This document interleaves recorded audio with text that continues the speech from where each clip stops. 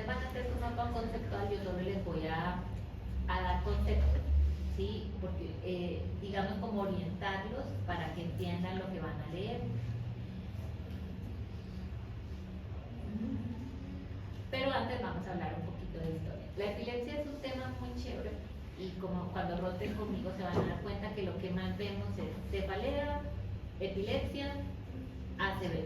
Estas son las tres cosas. De los 100 pacientes que hay en urgencias, 20 son míos.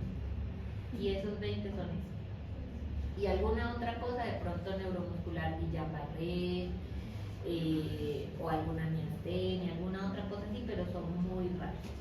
¿Listo? Y los trastornos psicóticos, eso también es otra cosa que es muy común. Entonces miren que en el primer texto de medicina babilónica, ellos definían epilepsia como una enfermedad de las caídas. Después, 600 años después, Hipócrates escribe y dice, es la enfermedad sagrada de la epilepsia. No me parece más sagrada ni más divina que las otras. Ella tiene la misma naturaleza que el resto de las enfermedades. Él lo miraba desde esa óptica.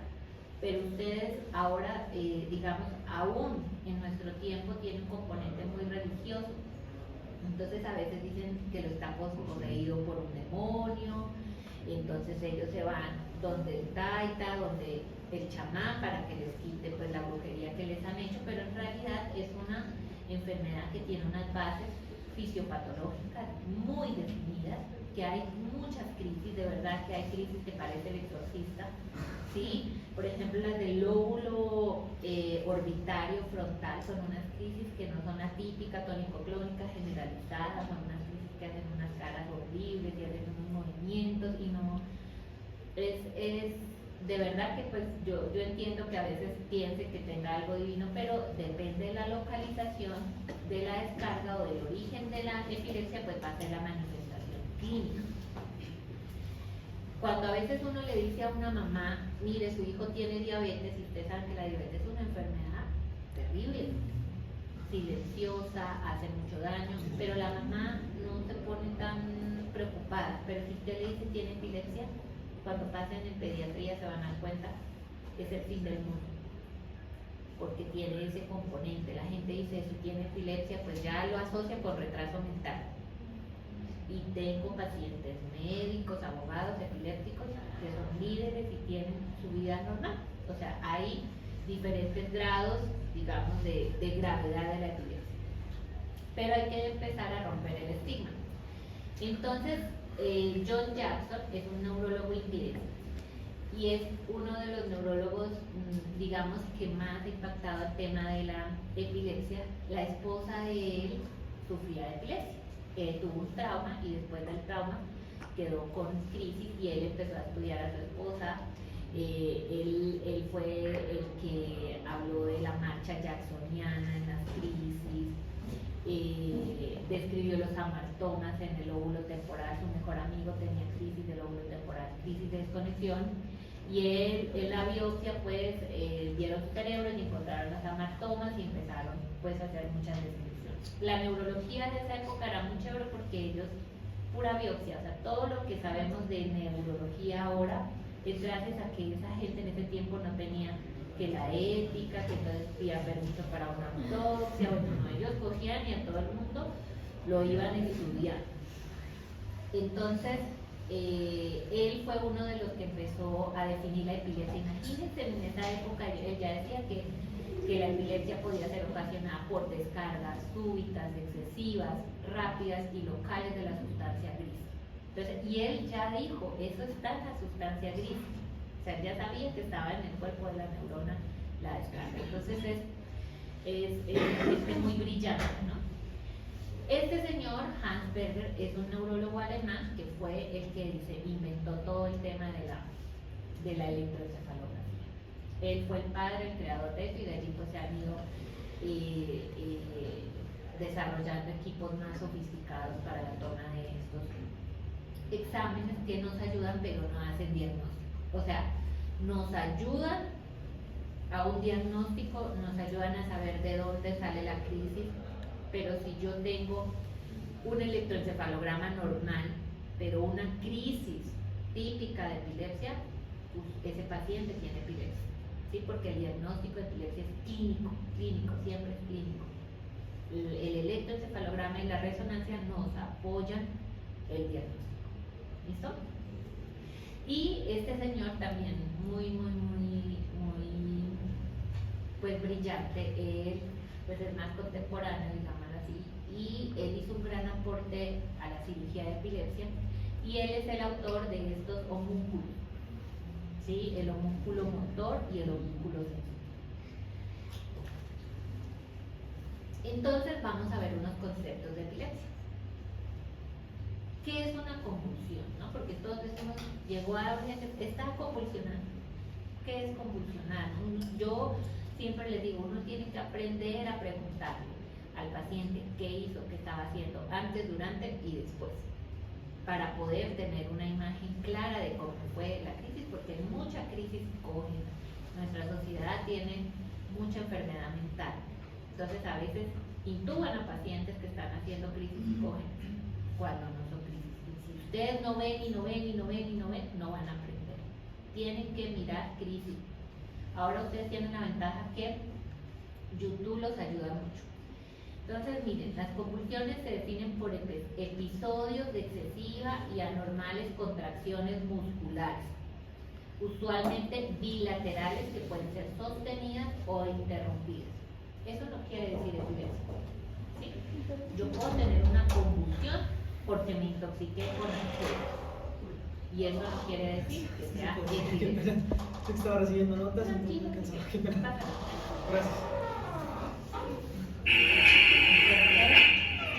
Quiero que vean esta crisis.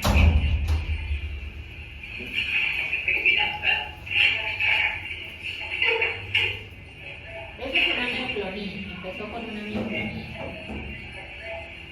Y miren cómo se puede generalizar. Ya luego pasa una postura tónica.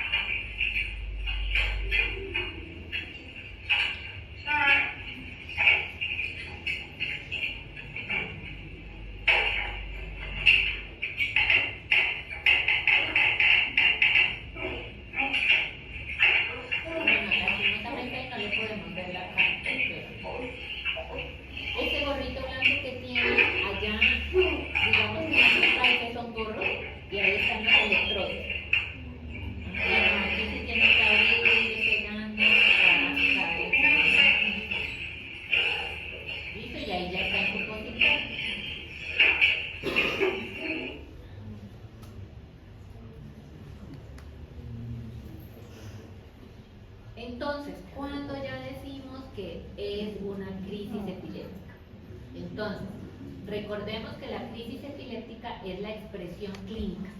Algo está descargando en mi cerebro y mi cuerpo lo manifiesta, ¿ya? Convulsión o no, de una actividad anormal, excesiva y sincrónica de un grupo de neuronas. Miren que esa es la definición actual muy parecida a Jackson, ¿no? A la definición de Jackson. Miren que debe tener un inicio y un final, ¿sí? Generalmente son de corta duración.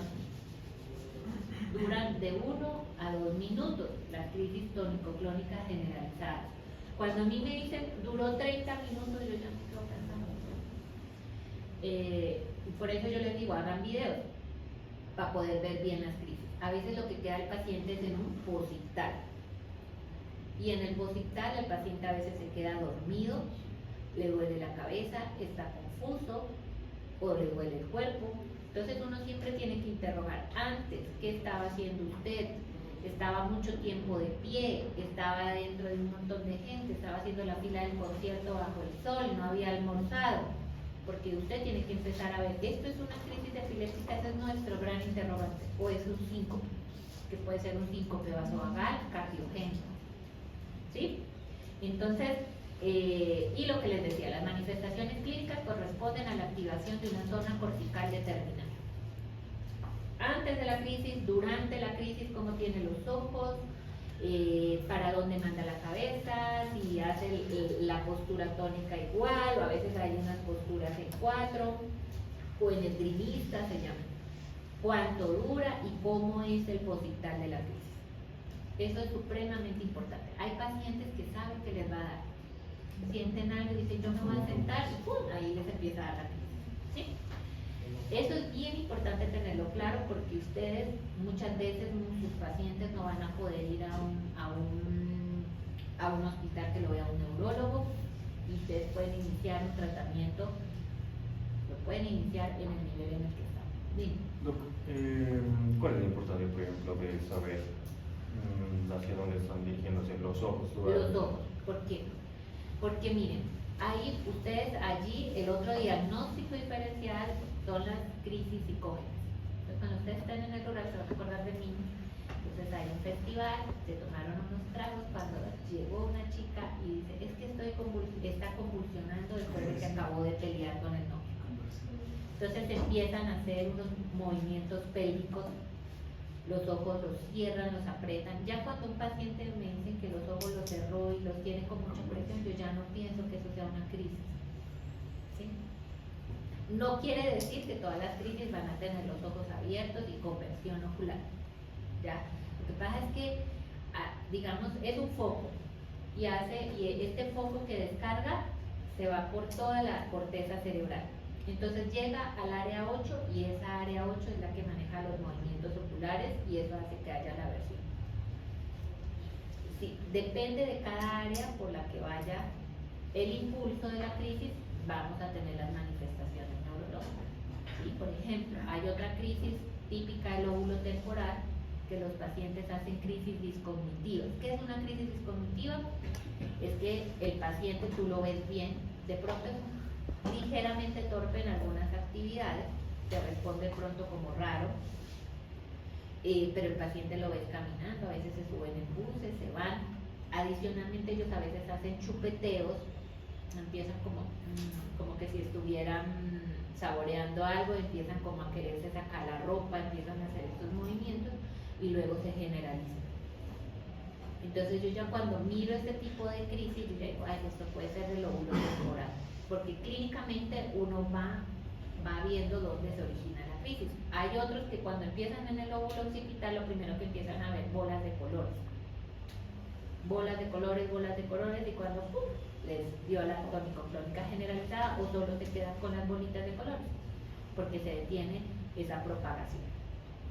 ¿Por qué es importante saber lo que habitualmente ocurre? Para que usted sepa cuando no es, para poder ver esos pacientes psicógenos. Chicos, esto es real. Yo he visto varios intubados en el hospital por crisis psicógenas. Es que el día que usted vea una crisis tónico-clónica generalizada, ese día usted nunca se le va a olvidar. ¿Ya?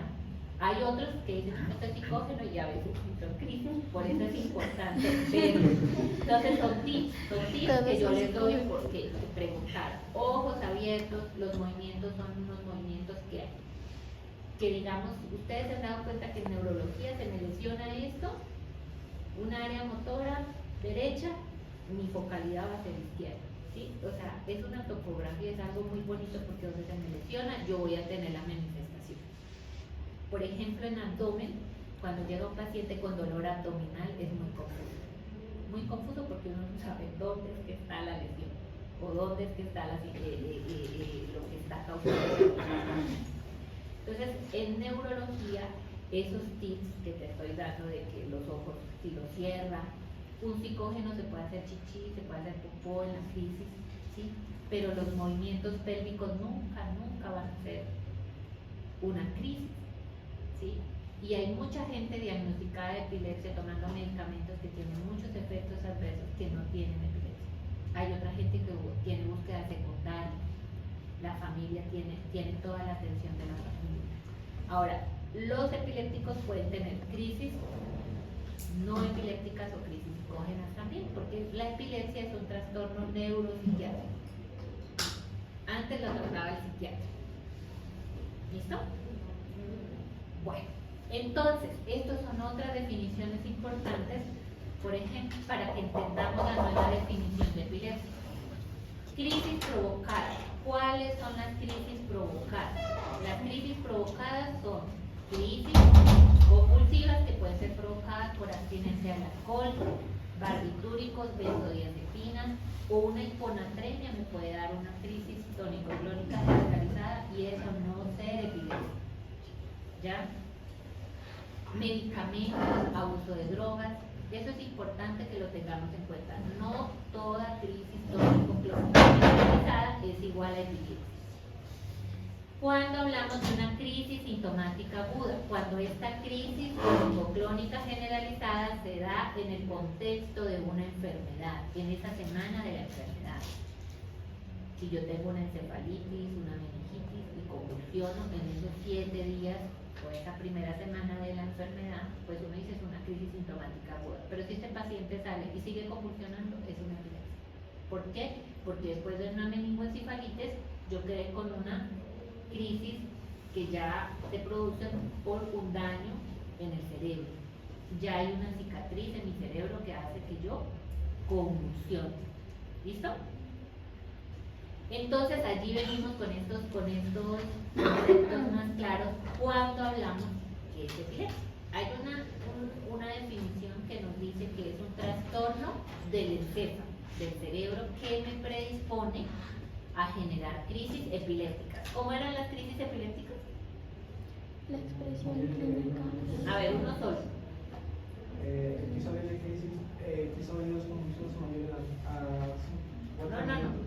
De lo que hablamos ahorita. De la expresión Se activa un grupo de Un neuronas grupo. sincrónicas y que puede tener un inicio. Tiene un inicio y tiene un final. ¿Y qué más? Y que es la expresión semiológica de un área neurológica. ¿Sí? Y entonces genera crisis epiléptica con base en esa definición que nos dice, con unas consecuencias neurobiológicas, cognitivas, psicológicas y sociales. ¿Qué pasa? Que yo veo, y esta parte se los digo así, porque estos pacientes, por ejemplo, sobre todo la mujer en epilepsia, a veces llegan y uno parece la consejería, ¿no? Porque entonces llega el marido, mire, ella no quiere tener relaciones sexuales conmigo. Y uno es como que bueno. Y entonces le pregunta a uno, y dice, bueno, ¿y qué te pasa? No, es que me aterra, le dice, no, que cuando estemos haciendo el amor me dé una crisis. ¿Sí? Ellas piensan que no se pueden embarazar. Y sí, un embarazo de una mujer epiléptica es más riesgoso que uno, pues, normal. Pero pueden embarazarse si tienen control de epilepsia de su mano de su neurólogo y de su ginecólogo. ¿Sí? Hay un estigma social, entonces dicen, no, es que tiene epilepsia, no sirve para que haga una carrera. ¿Sí me entiendes? O sea, hasta los propios papás hacen eso.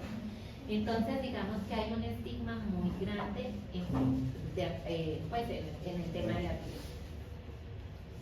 Entonces, aquí ya vamos a definir cuando hablamos de que un paciente tiene epilepsia. Cuando yo voy a tomar la decisión de dar un medicamento.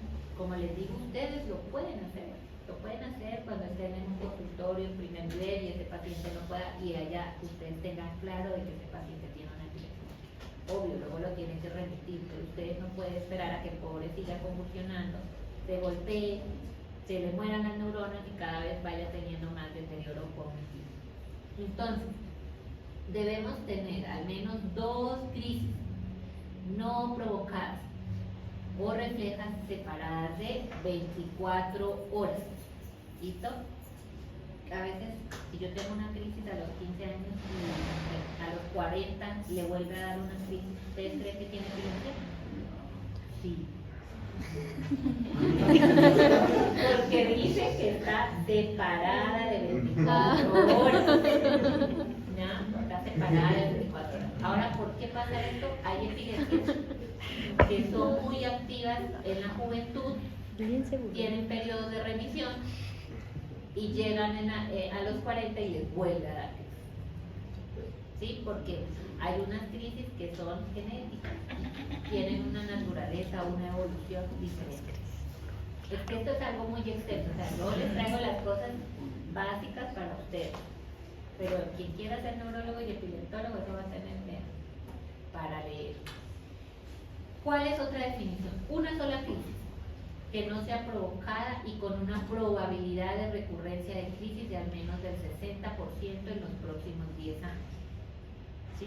¿Qué quiere decir esto? Que yo tenga una cicatriz, un tumor, un área de encefalomalacia, me dio un trauma y me quedó un hueco en mi cerebro.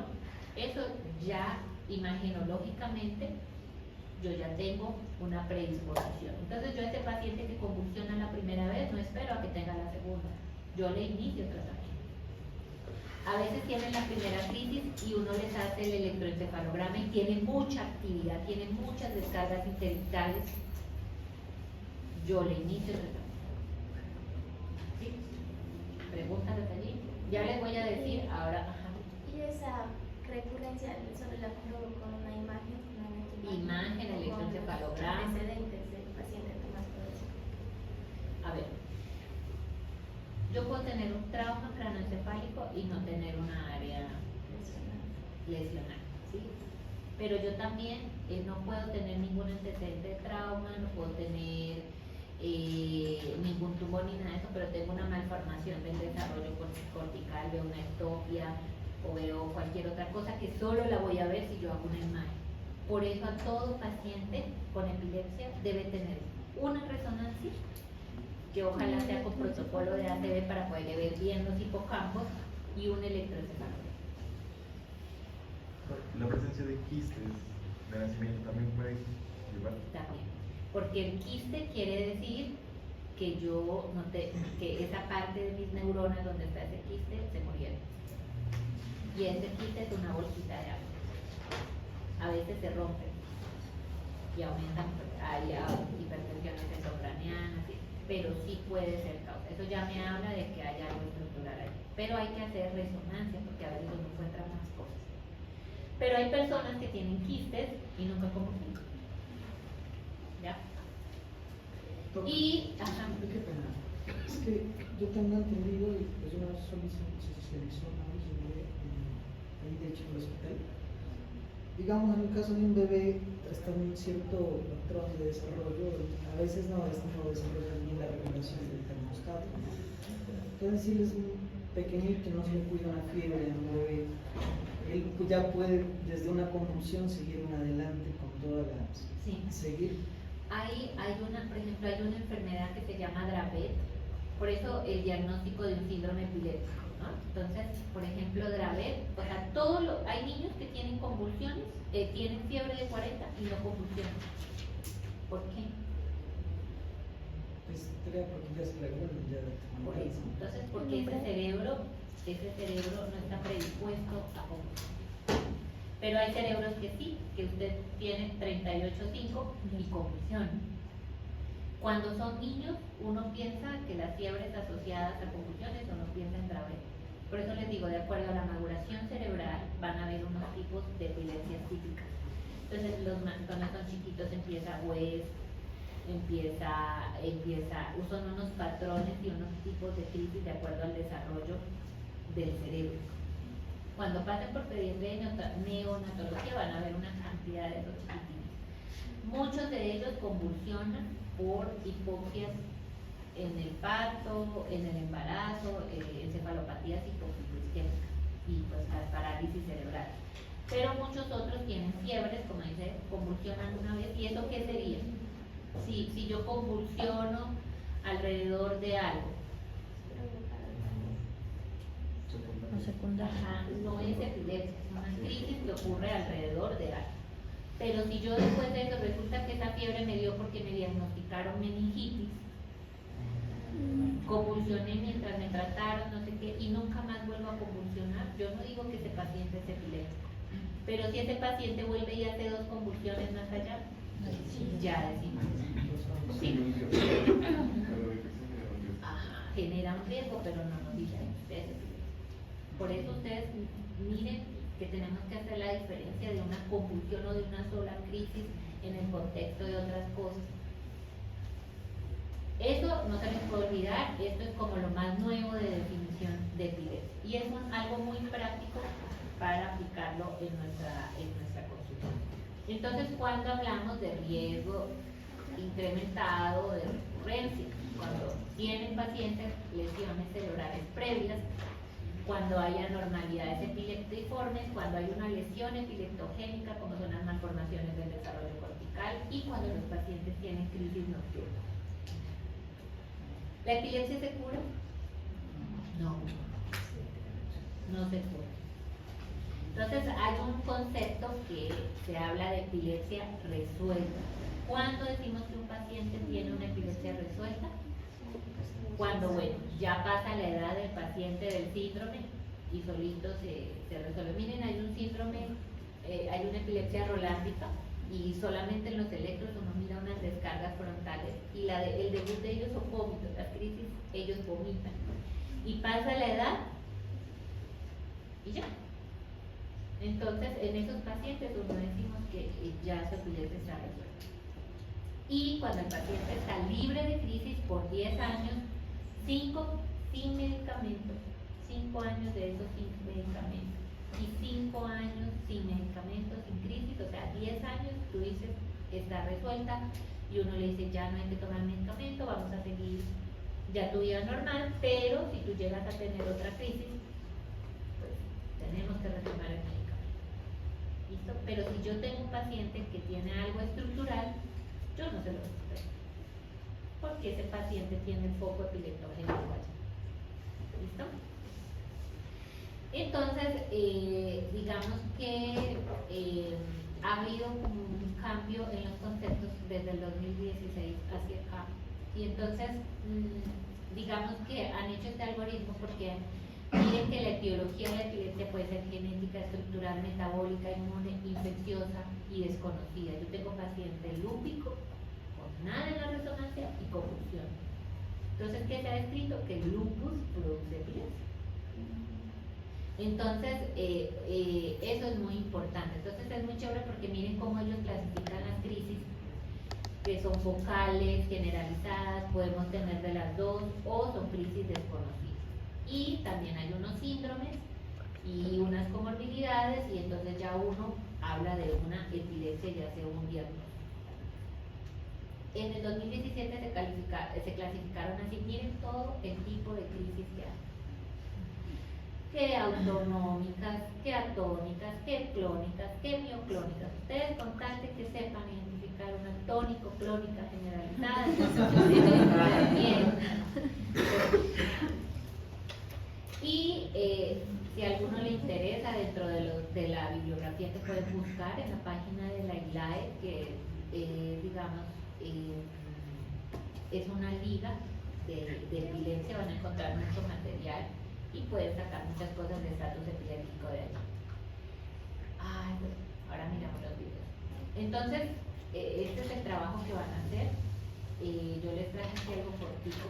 Antes decíamos que tenemos un estatus epiléptico cuando duraba más de 30 minutos. O que no haya recuperación de la conciencia entre crisis y crisis. ¿Listo? Miren que en 1999 ya se empezó a decir no, las crisis tónico-clónicas que duren más de 5 minutos ya son un estatus. O al menos 2 crisis que no haya recuperación de la conciencia entre ellos. ¿Listo? Eso es como que para que estudien.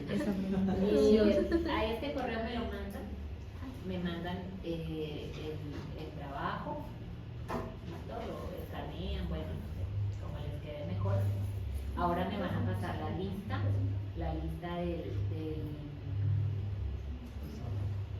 de los grupos de trabajo, y vamos a quedar para la fecha que dijimos, este domingo, o para cuándo lo vamos a dejar. Este domingo al otro. Bueno, Sí, entonces el domingo al otro, ¿qué fecha cae?